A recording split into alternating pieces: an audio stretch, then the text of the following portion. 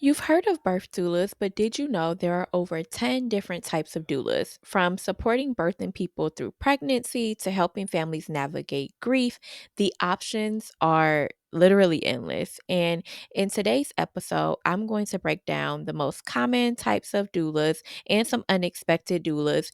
And we're going to talk about some doula specialties. And this will be to help you figure out the path that will light you up like a Christmas tree. Whether you're drawn to the energy of birth or feel called to support in a different area, this episode will give you the clarity that you need to find your perfect fit. So, if you're wondering where to start in your doula journey, stay tuned because we're about to dive into all of the possibilities, right? So, I want you to know that today is day 4 of a 30-day launch plan that we have been going through. So, if you are listening to this episode as the first episode, please go back and listen to episodes 1 through 3. If you are not able to do that right now, here is a brief recap. On day 1, we talked about how now is the time to commit and figure out the rest later, right? We are in reflection mode, and a lot of us are sitting in the gap between what we thought would happen and what actually happened this year. And we can wait, right? We can wait until January to get things popping, but why wait until January when there's still a smidgen of time left in the year where we can really capitalize on this time, start to get that momentum going, and be able to pop out in January ready to serve clients, right? So that's what we're going through over the next 30 days. In day 2, I gave you all a warning, right? Sometimes when we're about to level up, the negative things that we think about ourselves and that we are saying to ourselves will pop up. So we talked about what to do when you get into those negative thought patterns and cycles, how to really identify and awaken to those patterns and what to do to make sure that they don't stop you and hinder you along this next 30 days. And then yesterday, we talked about the 3 keys, right, to really starting your doula business successfully. So many doulas focused on serving, serving, serving. And yes, serving is a major part of what we do. But we also have to remember that business is the other piece that comes along with the service. And so putting a good foundation in place for business by developing a mission statement, a vision statement, and identifying your core values, it's all the things that we talked about yesterday. So, today we are going to explore the different types of doula work to help you decide which path best aligns with your passion, your skills, and your strengths. Okay. Last month, I had a coaching session with the doula, and we were about 30 minutes in, and she had been talking about one type of doula work the whole entire time. And I just so happened to mention a few other types of doula work in the conversation, and she was floored. She could not believe that there were additional types of doula work that she had never heard of and didn't even know were possible for her to consider. So, I want to help you today to awaken to all of your options and to really get clear with who you are, what your strengths are, and where your gifts lie to see which ones could be the best match for you. So, y'all ready? We're about to do a dive into the different types of doula work, okay? I'm going to do a brief dive right now. And so, let's start with pregnancy, birth, and postpartum, right? So, underneath this category, we have your birth doulas. Birth doulas are supporting labor and childbirth, right? They're supporting the preparation of it, the visioning of it, supporting people going through that process. Postpartum doulas are supporting after birth, right? They're focusing on feeding the newborn. They're also focused on emotional support of the parents. They're focused on the healing. They're focused on helping parents develop a new rhythm with their new life with this new little human, right? Along with some additional tasks as well.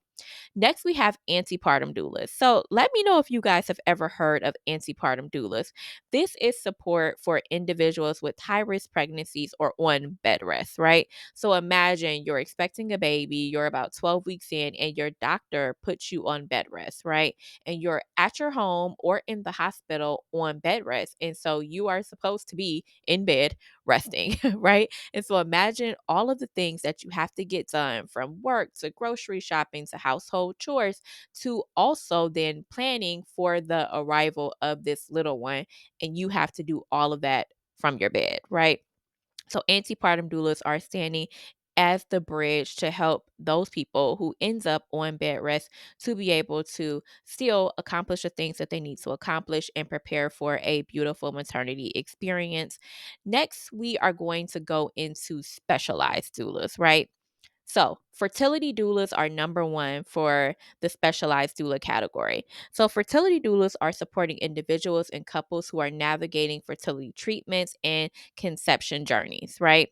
Next, we have loss or bereavement doulas. These people are passionate about supporting people who are going through miscarriage, stillbirth, or infant loss. Next, we have abortion doulas. Abortion doulas are supporting during and after an abortion, both emotional and can also be physical support. All right, so let's talk about some family focuses for doula support.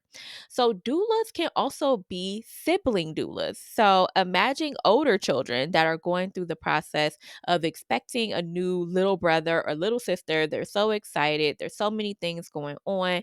And so, they may not be able to go to the birthing facility with their parents when they do, when it's time, right, for this little one to arrive. And so sibling doulas will support the older siblings, they'll help them process, they'll keep them engaged with activities, so on and so forth. So that's sibling doula support. Adoption and surrogacy doulas are the next ones. So, people who may be growing their family through the adoption or surrogacy process could have a ton of questions, need information, need resources, have emotions, and need someone to walk alongside them to coach them through that process, right? And to be an additional person on their team who's familiar with that process and who can help guide them through. Next, we are going to talk about end of life doulas. So, end of life doulas actually support people and their families going through the dying process. This could include things like creating legacy projects, right? Processing what they're going through as they are transitioning, and also grief support for the people around them, right? And then there's disability or chronic illness doulas, right? So these are people who are being supported who have disabilities or chronic illnesses through pregnancy, postpartum, right? And these are the doulas that will stand next to them to support them, provide resources, advocacy, so on and so forth, right? It's worth mentioning that all of these different types of doulas that I just listed could support people in one of three ways, right?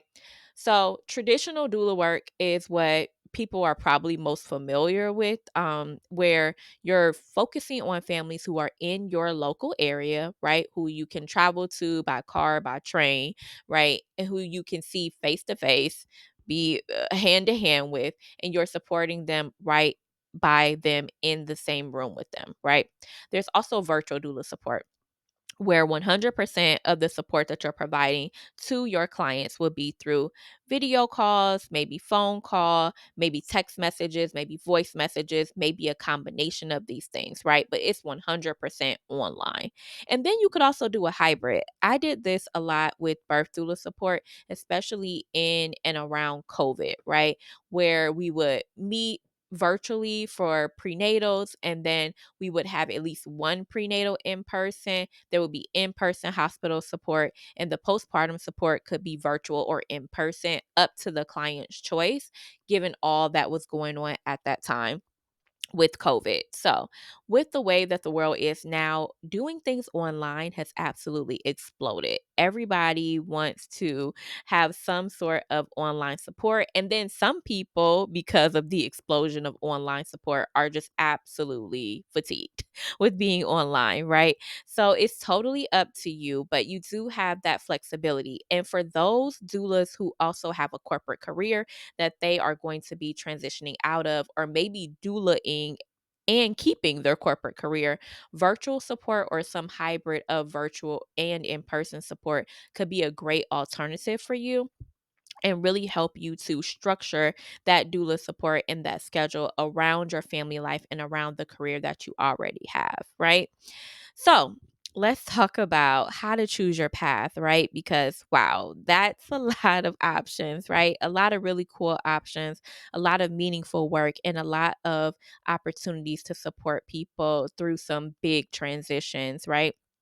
So, first, you can take a personal assessment, right? For some of us, we already know, right? I said this before in the series that some people are coming to doula work very clear about why they're here, right?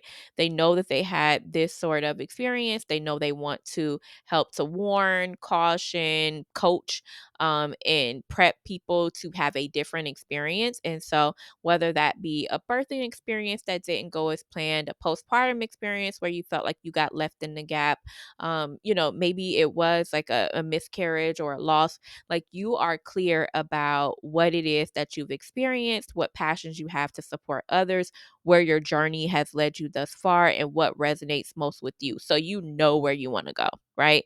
And for some people, maybe you'll start to write your story and write some of those things that have led you to this point, and it'll become obvious like, oh, okay, these are the things that have popped up for me that I really would love to support other people around. If you are like, that really doesn't resonate with me, I really don't have anything personally that I can assess that will pull out like what type of doula support would be a best fit for me. Let's go to step number 2 and let's talk about getting feedback from others. So, maybe you know 1, 2, 3, maybe 5 people who know you very, very well, right? Your favorite aunt, maybe it's your partner, maybe it's your parents, right? Maybe it's an adult child. And you can tell them about the career that you really want to step into, the type of support that you want to provide, and you can ask them to guess, right? What would you say that you would be doing in this area, and allow them to share based on what they know about you, what they think, and see what patterns you see in the answers between those people, right? So maybe you're saying, okay, personal assessment, nothing came up there. Getting feedback, well, nobody really knows me that well. I don't have a ton of people that I can reach out to. So then for you, let's go to step 3 and let's talk about doing a personality assessment, right? So sometimes it can be hard to nail down our gifts and our strengths and different patterns that we have. And so it may be a case where you can do an online personality assessment. So, have you ever done the Myers Briggs assessment, Strength Finders, a DISC assessment, which is spelled DISC, or the Enneagram, right? This could help you to make your decision based on the results that you get from this assessment. So, take the assessment, it should be free, and you can Google free assessment for whichever one of those that you want to take, right? Follow the link, go through the assessment. It typically takes like 20 minutes, no more than that. And well, maybe a little more, a little less. And once you get your results, you can go to AI and you can ask ChatGPT or Gemini, hey, this was my results from the Myers Briggs, from the Enneagram, from the DISC assessment, from Strength Finders, based on what they're saying about my results. What type of doula do you think I should become based on my gifts, skills, strengths? And what type of doula roles do you think may be a challenge based on the information that you have about me? Now, even if you have the first two, right? You can go through your personal journey, you can't ask 5 people. Personality assessment could be really dope for you to complete anyway, right? Because I feel like this could also inform in the future the type of clients that you're suited for and best aligned for. And that's something that we're going to dive into tomorrow. Okay, so in this episode, y'all, we've talked about different types of doula work and the specialties, right?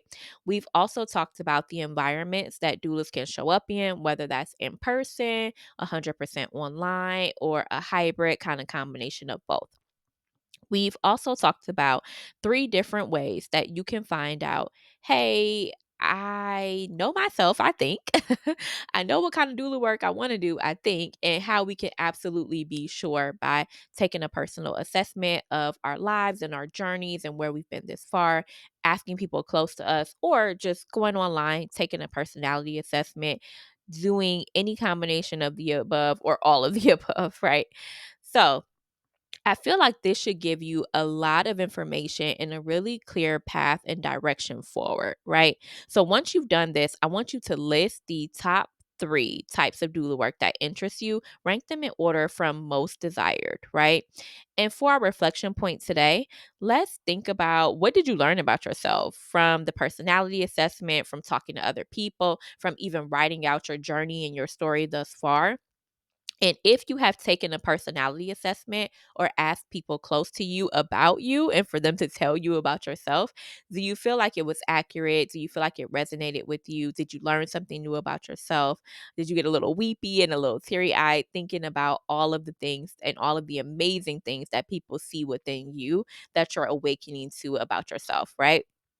So, I'm inviting you to take this evaluation and to tell me what type of doula work you think would be the best fit for you. Okay.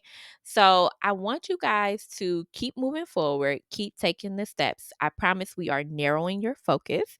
This may be a journey that's going in a direction that you did not expect, but I promise you we are getting to the meat and potatoes and we will cover every little thing that you may be thinking. Okay. This series is sponsored by the Made for More coaching program, which is a group coaching program that I am launching in January. I would love to be your coach because how many of us know that we're launching in December, but we do still need to grow and we need to continue the journey beyond the launch, right? And so, if you're looking for community, if you're looking for support, if you're looking for mentorship, I would love to be your coach and to have you join the wait list. Click the link in the description to join the wait list now. And do not forget to come back here, okay? Because this was day 4. Day 5 is tomorrow. Cannot wait to dive into talking about ideal clients, how to attract them, who we could possibly go after now that we're clear on the type of doula support that we want to provide. We want to make sure that we can make that impact. And by making that impact, it's going to involve a plan for attracting the people, right? So I know that that's so important. And that's why we're going to tackle that really early on in our 30-day journey. All right, y'all. Bye for now. Looking forward to seeing you all tomorrow.